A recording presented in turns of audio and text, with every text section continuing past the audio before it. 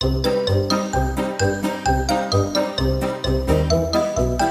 Morning students, biology class में मैं Sunaina ma'am आपका स्वागत करती हूँ। आज हम लोग पुष्पीय पादपों में लैंगिक जनन चैप्टर में नेक्स्ट टॉपिक देखेंगे, वेरियस स्टेजेस ऑफ माइक्रोगैमेटोजेनेसिस, अर्थात लघु युग्मक जनन की विभिन्न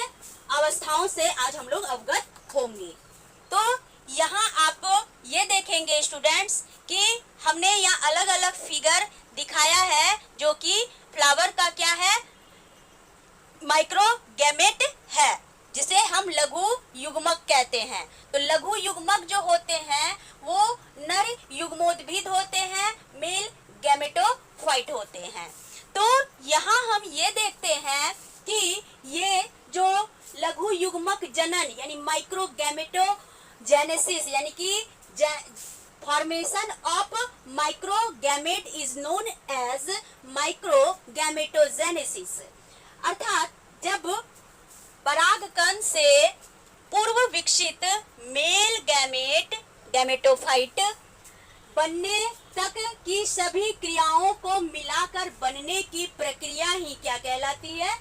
लघु युग्मक जनन कहलाती है। कहने का तात्पर्य है कि जब फूलों के परागकण, जिसे हम पॉलेन ग्रेन्स कहते हैं, ये जब डेवलप हो जाते हैं, मतलब कि परिपक्व हो जाते हैं, तो ये मेल गैमेटोफाइट जिसे नर युग्मोद्भिद कहते हैं, नर युग्मोद्भिद बनने तक की जितनी भी क्रियाएं होती है, एक्टिविटीज होती है, सब मिला करके ये सारी प्रक्रिया को ही हम माइक्रोगैमेटोजेनेसिस कहते हैं। नेक्स्ट क्या देखेंगे कि माइक्रोगैमेटोजेनेसिस प्रोसेस में जो पॉलेन ग्रेन्स होते हैं, पॉलेन ग्रेन्स के न्यूक्लियस पॉलेन सैक से यानी कि परागकोश से क्या होते हैं, परागकोश में या फिर स्टिग्मा में अर्थात वर्तिकाग्र पर पहुंचने के बाद माइटोटिक विभाजन करते हैं, अर्थात समसूत्री विभाजन करते हैं, जिसके फलस्वरूप क्या होते हैं, यानी कि असमान कोशिकाएं बनती है, जिसे हम क्या कहेंगे, यानी समान कोशिका नहीं बनेगी, असमान कोशिकाएं बनती है। तो जिनमें दो कोशिकाएं कौन बनती है, तो यहाँ ये आप समझिए कि एक ये हमने माइक्रोगैमेट को लिया और किसी भी पॉलेन ग्रेन के माइक्रोगैमेट को हम लिए, तो ये पॉलेन ग्रेन क्या होता है, जब इसके अंदर के पॉलेन ग्रेन डेवलप होते हैं और डेवलप हो करके ये मेल गैमेटोफाइट जो होता है, तो ये सारे क्या होते हैं, बहुत सारी क्रियाएं करते हैं, और जब ये सारी क्रियाएं संपन्न हो जाती हैं तो लघु युग्मक का निर्माण होता है। पॉलेन ग्रेन्स के बनने के दौरान क्या होती है, इनके जो न्यूक्लियस होते हैं, ये न्यूक्लियस है, ठीक है, यहाँ आपको दिखाए हैं ये न्यूक्लियस जिसे हम केंद्रक कहते हैं, ये केंद्रक और पॉलेन सैक यानी कि जो जहाँ पर पराग कण क्या होते हैं, पूरा रहते हैं यानी सुरक्षित रहते हैं, और ये स्टिग्मा तक यानी कि पॉलेन ग्रेन्स में या स्टिग्मा में पहुंचने के बाद ये कौन सा डिवीजन करेंगे, तो समसूत्री विभाजन करेंगे, माइटोटिक डिवीजन करेंगे। तो माइटोटिक डिवीजन करने के बाद यहाँ देखिए कि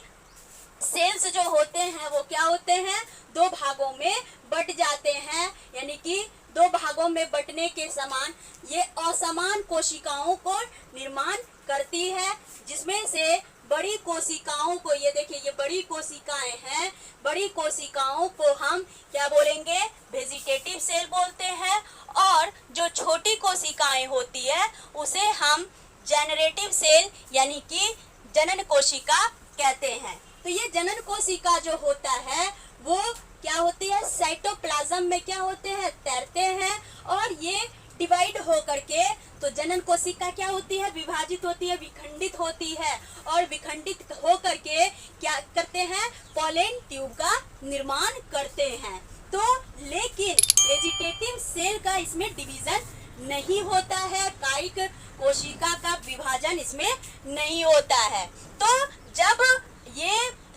कोशिका क्या होती है, यानी कि पूर्ण रूपेण जब ये जनन कोशिका पराग कोश के अंदर दो कोशिकाओं को निर्मित करते हैं और ये दो कोशिकाएं एक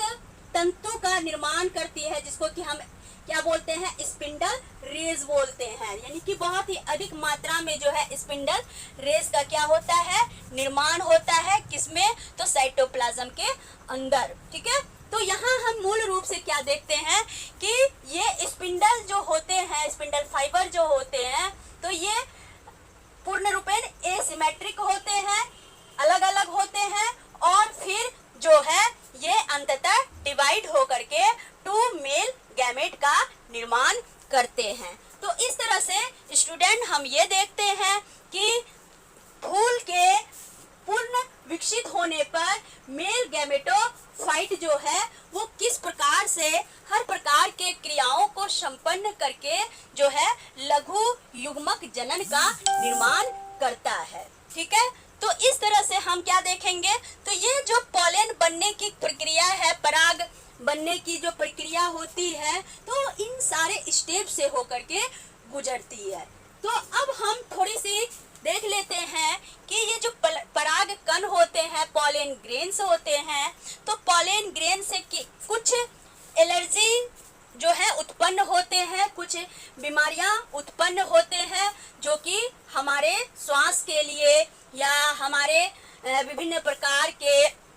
रोगों के लिए क्या होते, बहुत ही प्रभावी माने जाते हैं। तो हम सभी जानते हैं कि ये जो पॉलन ग्रेन्स यानी पराग कण जो होते हैं, ये खास करके दूब घास में, जिसे हम साइनोडोन डैक्टिलॉन या फिर दूसरा जो है डाइकैंथियम एनिलेंटम में जो है पाया जाता है। खरपतवार में जैसे कि जो खरपतवार होता है, जैसे कि घास वगैरह या किसी भी फसल के साथ जब अनवांटेड जो वीड्स होते हैं, जिसे कि हम क्या कहते हैं, खरपतवार कहते हैं, तो ये खरपतवार जो है जिसमें कि एम्ब्रोसिया नामक जो है बीमारी और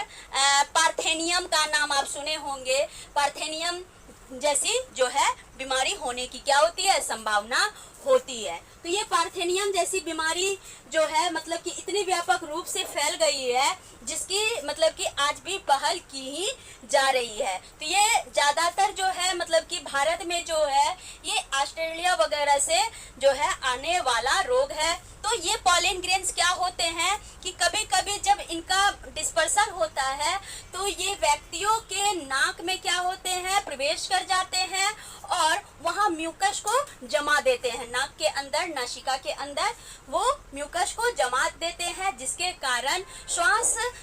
जैसी मतलब कि बहुत सारी परेशानियां लोगों को उत्पन्न होती है और इससे विभिन्न प्रकार के रोग भी उत्पन्न होते हैं, जैसे कि अस्थमा जैसी बीमारियां या फिर दम घुटने जैसी बीमारियां उत्पन्न होती है। तो परागकण हमारे लिए अगर जितना लाभदायक है तो उतना हानिकारक भी है। तो यहाँ हम थोड़ी सी ये भी देख लेंगे कि परागकण का कुछ आहार होता है, यानी कि हम जानते हैं कि परागकण में जो है प्रोटीन, विटामिन और विभिन्न प्रकार के जो है मिनरल्स मौजूद रहते हैं, जिससे क्या होता है कि विभिन्न प्रकार के पोषण तत्व मिलने की पूर्ण रूपेण संभावना होती है। तो परागकण जो होते हैं तो ये खास करके जो इनका महत्व क्या होता है, जैसे कि साइंटिस्ट वगैरह कहते हैं कि जो रेसलर होते हैं या जो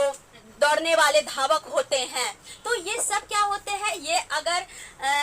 इन सारे विटामिन का, मिनरल्स का या पोषण से रहित पॉलन ग्रेन्स का अगर सेवन करते हैं तो इन्हें जो है काफी एनर्जी मिलती है। तो इसलिए जो है परागकण जो है कुछ केसेस के लिए क्या है, अच्छे भी हैं और कुछ केसेस के लिए जो है बहुत ही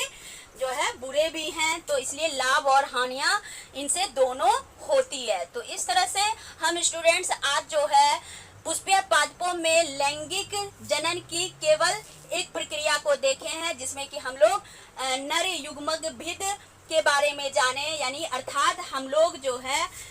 नर जननांग के बारे में जाने, पुंकेसर के बारे में जाने। तो पुंकेसर की सारी कहानी यहाँ खत्म हो गई। अगले वीडियो में हम लोग फिर स्त्री केसर की बात करेंगे और स्त्री केसर के बारे में समझेंगे। आज यहीं तक तब अगर आपको मेरा चैनल अच्छा लगे तो आप लाइक कीजिए, कमेंट कीजिए और शेयर कीजिए। सब्सक्राइब इसलिए कर लें क्योंकि अगला वीडियो मैं जैसे ही डालूं आपको उसका नोटिफिकेशन मिल जाए। Okay, thank you, bye.